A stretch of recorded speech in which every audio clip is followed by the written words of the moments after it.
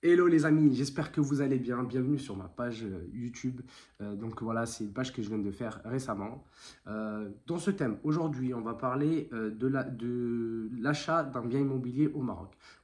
Juste pour vous donner quelques conseils et savoir vous expliquer un petit peu aussi comment fonctionne le marché immobilier au Maroc. Contrairement à la France, le métier d'agent immobilier n'est pas réglementé. C'est-à-dire que en France, vous avez la carte T, mais en Maroc, tout le monde peut devenir agent immobilier. Donc, lorsque tu souhaites acheter un bien immobilier et que tu as un interlocuteur, la première chose que tu dois faire, c'est de dire à la, c'est d'aller voir si la personne a un numéro ICE. Le numéro ICE, c'est comme le CABIS en France. Donc, pourquoi ce numéro ICE il est important? C'est que ça va engager une responsabilité de l'agent immobilier. La seconde chose, c'est que lorsque tu voudras acheter un bien immobilier, je te déconseille de faire une partie non déclarée. On va te dire que c'est des choses qui se font au Maroc, tout ça et tout ça, que ça va t'arranger, que tu vas payer moins. Moi, personnellement, je n'encourage pas ça et vaut mieux tout déclarer. En plus de ça, c'est de l'argent qui vient de l'étranger. Donc, comment se divisent les frais d'agence? Alors, les frais d'agence, elles sont de 6%. Elles sont divisées en deux parties. Une partie que le vendeur paye et une partie que l'acheteur paye. Donc, en fait, ça fait 3% et 3% TTC. Des agents immobiliers ou des samsar vont te parler en hors taxe. Le hors taxe, ça veut dire qu'ils veulent que tu les payes en non déclaré. Donc, en fait, c'est de l'espèce, tout simplement. Donc, voilà pour cette partie-là.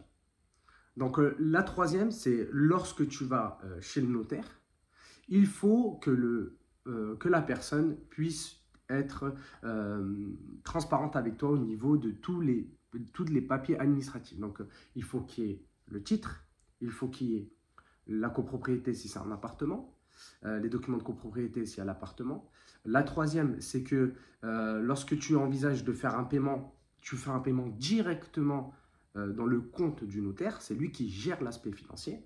Et en plus de ça, c'est intéressant pour toi si tu viens de l'étranger, c'est que le notaire automatiquement va déclarer cet argent-là à l'office d'échange.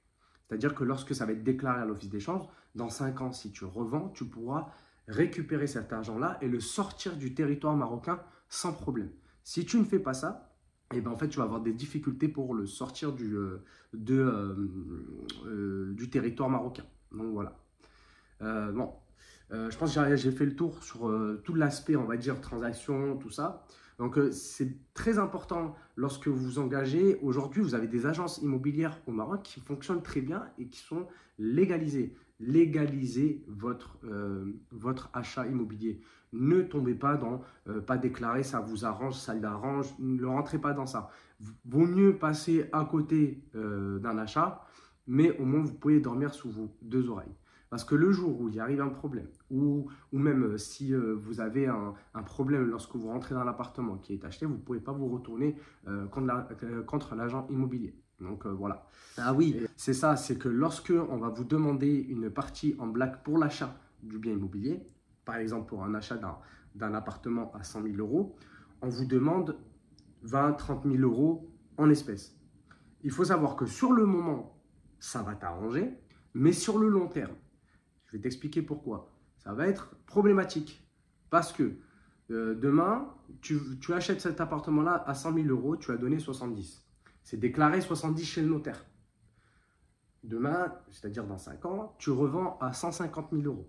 Il faut savoir qu'au Maroc, il y a un impôt sur la plus-value.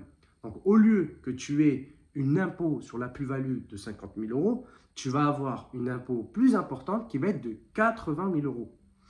Donc, c'est très important de tout légaliser et de payer la totalité de l'appartement et de ne pas passer sur du non déclaré ou du black, je ne sais pas comment on peut l'appeler, moi je l'appelle sur le non déclaré.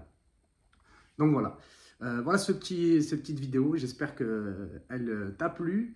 Si elle t'a plu, ben, tu peux liker, partage et appuie sur la cloche si ça peut t'aider pour les prochaines vidéos que je vais poster. Je te souhaite une belle journée et à bientôt. Bye.